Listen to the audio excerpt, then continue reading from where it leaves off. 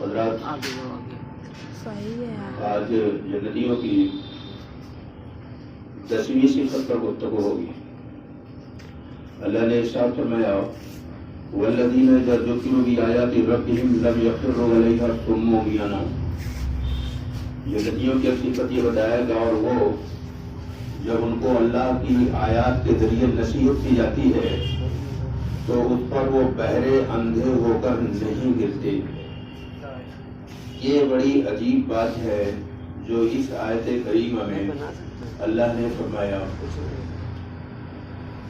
کہ کسی بڑی سے بڑی شخصیت اور بڑے سے بڑے عالم کی تو کیا یہاں تک کہ اللہ کی بات کو بھی بغیر سمجھے ایمان والے عمل نہیں کرتے. یہ قرآن کہہ رہا ہے یعنی اللہ کی بات کو بھی پہلے عقل سے سمجھو پھر عمل کرو. یہ جو لوگوں میں مشہور ہے، بعض لوگوں نے کتابوں میں لکھا ہے، بڑی تعداد ہے کہ صاحب دین میں عقل نہیں لگانا چاہیے. لوگ کہتے ہیں یہ بالکل جھوٹی بے بنیاد بات ہے، بلکہ یہی وہ بات ہے جس نے قوم کو دینی اعتبار سے مردہ بنا دیا اور جمود آ گیا، اور جو دین کے اصل فوائد ہیں اس سے قوم محروم ہو گئی.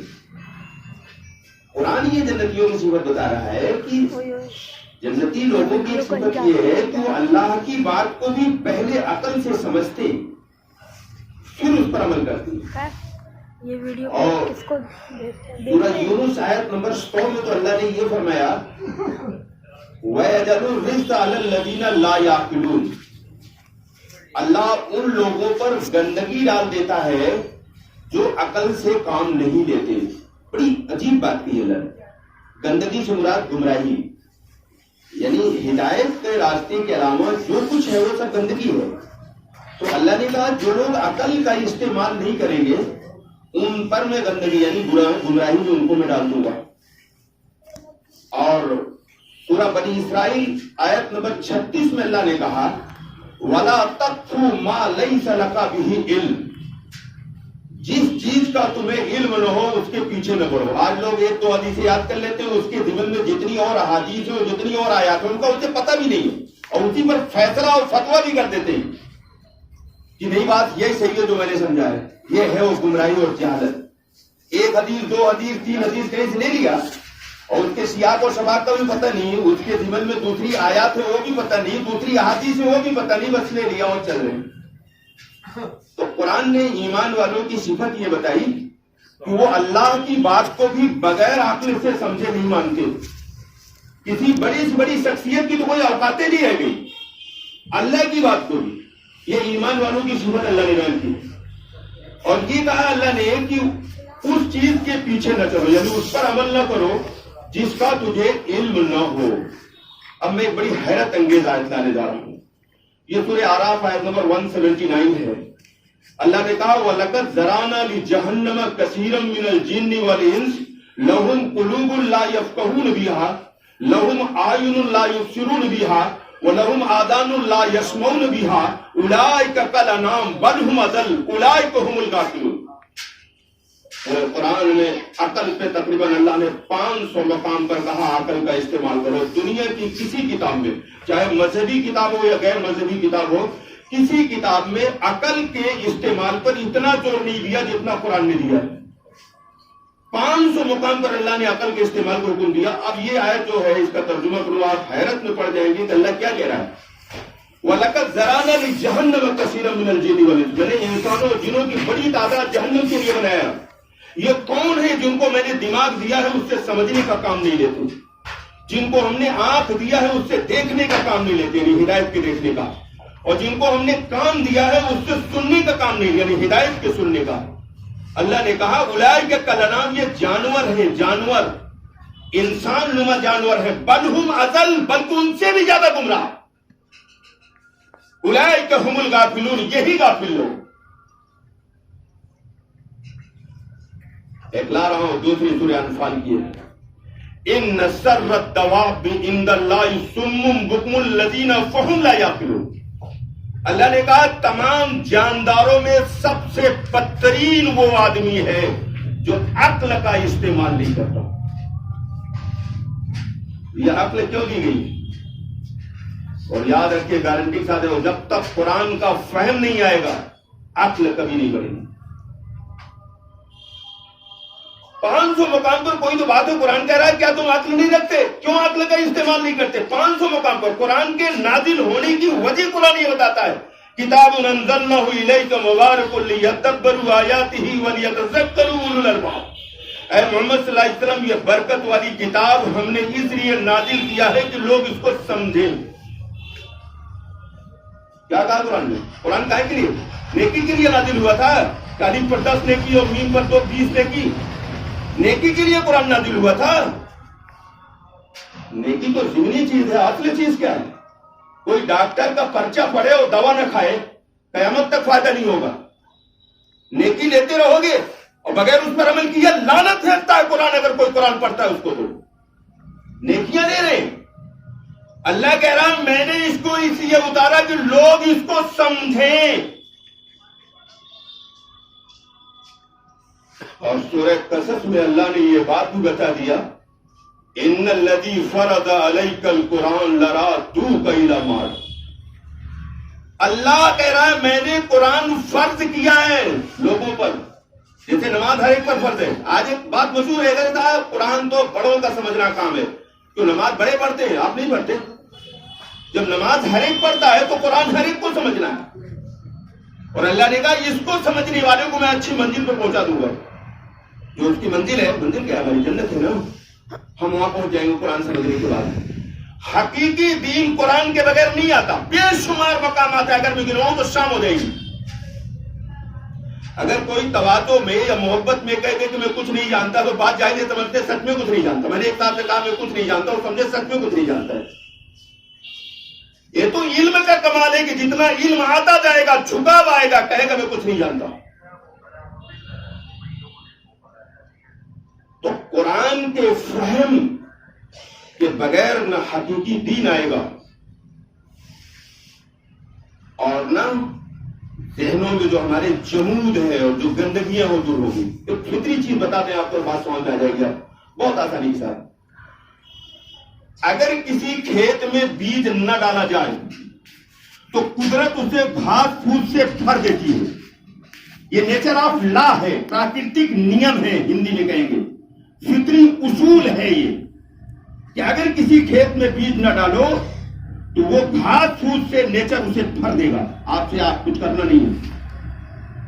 اگر اس دماغ کو ہدایت کے استعمال پر نہ لگایا گیا یہ دماغ گندگیوں سے بھر جائے گا, یہ شیطان کا اڈا بن جائے گا.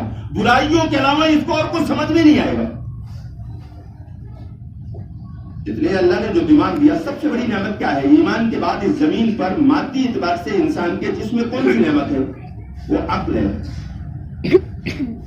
اگر عقل نہ ہو تو ساری دنیا اس کے لیے سونی و بیکار ہے. یہ تو پھر اپنے کپڑے پھاٹتے ہوئے روڈ پر ٹہلے گا اور جنگلوں میں چلا جائے گا. اور یہ عقل اس لیے نہیں دیا کہ اس کو اپنے پیٹ کے پالنے پر پوری زندگی عقل لگاتے رہو کہ کہاں سے جھوٹ بولیں گے تو 2 لاکھ کا نفع ہوگا اور اتنا جھوٹ بولیں گے تو 3 لاکھ کا نفع ہوگا. یہ اس کے لیے عقل نہیں دی گئی تھی. یہ تو ضمنی چیز تھی. یہ عقل اس لیے دیا تھا اللہ نے کہ جہنم سے کیسے بچا جائے, جنت میں کیسے داخلہ ہوگا, اس دنیا میں شریر انسانوں سے کیسے بچا جائے. قرآن نے کہا کس آدمی سے بات کرنا ہے, کس سے نہیں بات کرنا ہے, کس سے آپ دور ہو جائیے, علاج کریے اس سے, مجھے تم سے کبھی نہیں بات کرنا ہے. یہ قرآن نے سکھایا. کس سے بات کرنی ہے, کس سے نہیں بات کرنی, یہ قرآن نے سکھایا ہے. لیکن آج امت کی بڑی تعداد 999 ہزار میں ایک مشکل سے نکال رہا ہوں عقل کا استعمال نہیں کرتی. سنی سنائی رسمی کچھ چیزوں پر چل رہی. ہر ایمان والے کو اگر جنت چاہیے, جہنم سے بچنا ہے. اصل مسئلہ ہمارا یہ, ہمارا مسئلہ روٹی ووٹی نہیں ہے. اگر پیٹ کا پال لینا اور گھونسلہ بنا لینا اصل مسئلہ ہے تو پھر یہ تو بھائی ایک چڑیا بھی کر لیتی ہے, پیٹ بھی پال لیتی ہے اور گھونسلہ آپ ذرا اس کا دیکھیے تو کتنا اچھا بناتی ہو. پیٹ پالنا اصل مسئلہ نہیں ہے, گھونسلہ بنا لینا اصل مسئلہ نہیں ہے. یہ تو کیچوے کی زندگی ہے. کیچوا کھاتا ہے پوری زندگی اور مر جاتا ہے. بڑا ترا ہے کہ صاحب بہت کما لیا اور یہ بنا لیا اور وہ بنا لیا. بس قرآن کی نظر دیکھا جائے تو بالکل گھٹیا جانوروں والی بات ہے. پوری زندگی راتوں دن وہی بات جہاں بیٹھو وہی بات اور کچھ نہیں. قرآن یہ کہتا ہے کہ تیری سب سے بڑا مسئلہ یہ ہے کہ تو جہنم کی آگ سے بچ جا. تیرا سب سے بڑا مسئلہ یہ ہے کہ تو جنت میں تجھے داخلے کا سرٹیفکیٹ مل جائے. تیرا سب سے بڑا مسئلہ اس زمین پر یہ ہے کہ تجھے ذلت کے گڑھے سے نکال کر کے باہر کر دیا جائے. ایک آدمی اگر غم زدہ ہے تو غم بانٹے گا, خوش اخلاق ہے تو خوشیاں بانٹے گا, خوف زدہ ہے تو دنیا میں خوف پھیلاتا پھرے گا. اسی اعتبار سے عقل سلیم والا ہے تو دنیا میں سلامتی بانٹتا پھرے گا. قرآن عقل سلیم دینے کے لیے آیا تھا. اور ایک بات اور کر دوں, کیونکہ وقت نہیں ہے اس لیے میں نے عنوان ہی دوسرے رنگ سے کر دیا, اور نہیں اس میں بہت ساری آیات لانا تھا. قرآن نے بار بار عقل نہ استعمال کرنے والوں کو جانوروں سے بدتر کہا ہے. جو عقل کے بغیر, ارے یار جو سمجھ میں آیا کر زیادہ دماغ نہیں لگانا ہے, جو لوگ کرتے چلے آ رہے ہیں وہی لے کرنا ہے. قرآن نے کہا ہے جہنمی ہے. دنیا کو بغیر سمجھے نہیں کرتے, دین کو بغیر سمجھے کریں گے. نہیں ہمیں کسی کو سننا نہیں ہو, رسمی روایتی جو ٹوٹی پھوٹی غلط سلط کر رہے ہیں وہی کرنا ہے, اس سے مجھے ہلنا نہیں ہے. اور ایک تیسری بیماری یہ ہے, ذرا سا اگر کچھ آ گیا تو ہضم نہیں ہو رہا ہے, بدہضمی ہو جاتی ہے, لوز موشن ہو رہا ہے. اگر کھانا ہضم نہ ہوئے تو بیماریاں پیدا ہوتی ہیں. مال اور دولت ہضم نہ ہوئے تو ریاکاری اور مکاری پیدا ہوتی ہیں. اور بات کسی کی ہضم نہ ہوئے تو چغلی اور غیبت پیدا ہوتی ہے. اور تعریف اگر پسند نہ ہضم نہ ہوئے تو اس کے اندر عقل اور غرور پیدا ہوتا ہے, جس کے بارے میں قرآن نے کہا الیس فی جہنم مثوی للکافرین. ایک دن ایک صاحب کو میں نے کہا آپ تو بہت قابل ہیں, وہ سمجھے کہ سب میں بہت قابل ہوں. یہ تو ہمیں اللہ نے سکھایا ہے کہ لوگوں کی ہمت افزائی کرو, انہوں نے سمجھا میں بہت قابل ہوں, جبکہ ان کی گفتگو ہی بتا رہی تو وہ کچھ بھی نہیں آتا, لیکن وہ مست ہو گئے کہ میں بہت قابل ہوں. تو تعریف اگر ہضم نہ ہوئے تو عقل اور بڑائی پیدا ہوتی ہے, اور اقتدار اور طاقت ہضم نہ ہوئے تو خطرات کے انبار لگ جاتے ہیں. تو ہضم کرنا بھی آپ سیکھیں اور قرآن کو بنیاد بنائے. بالقرآن حکم و امامہ. لوگ کہتے ہیں, ایک بات ضرور رد کرنا ہے, اسی آیت کے ذمن میں ہے, اور بہت پہلے لانا تھا, ذہن سے نکل گیا اور آج وقت بھی بہت کم رہا. لوگ کہتے ہیں اتنے بڑے عالم نہیں جانتے تھے, آپ جانتے ہیں. اس پر میرے پاس 25 دلیلیں میں ایک لانے جا رہا ہوں. ابو ہریرہ رضی اللہ تعالیٰ عنہ حدیث کے امام ہیں. رسول کے دنیا سے جانے کے بعد 30 سال تک ایک مسئلہ بیان کرتے رہے کہ جس پر غسل فرض ہے وہ روزہ نہیں رکھ سکتا. 30 سال تک مسئلہ بیان کیا. جب مروان گورنر ہوئے مدینہ کے تو انہوں نے ایک آدمی بھیجا, کہا ماں عائشہ کے پاس جاؤ, یہ ہریرہ کیا مسئلہ بیان کرتے ہیں. جا کر انہوں نے عائشہ نے کہا ایسا نہیں حضور, تو غسل آپ پر فرض ہوتا تھا پھر بھی آپ روزہ رکھ لیتے تھے, اور بعد میں آپ جو ہے شہری کے بعد جب فجر وقت ہوتا تھا اس وقت آپ غسل کرتے تھے. تو مروان گورنر تھا, لیکن اس نے نہیں کہا ہریرہ تم غلط بیان کرتے ہو. آج تو لوگ کہتے ہیں توبہ کر لو, یعنی کل کے بچے کہتے ہیں توبہ کر لو. مروان نے نہیں کہا کہ ہریرہ توبہ کر لو. مروان نے یہ کہا کہ ہریرہ ذرا ماں عائشہ کے پاس چلو, کچھ کام ہے.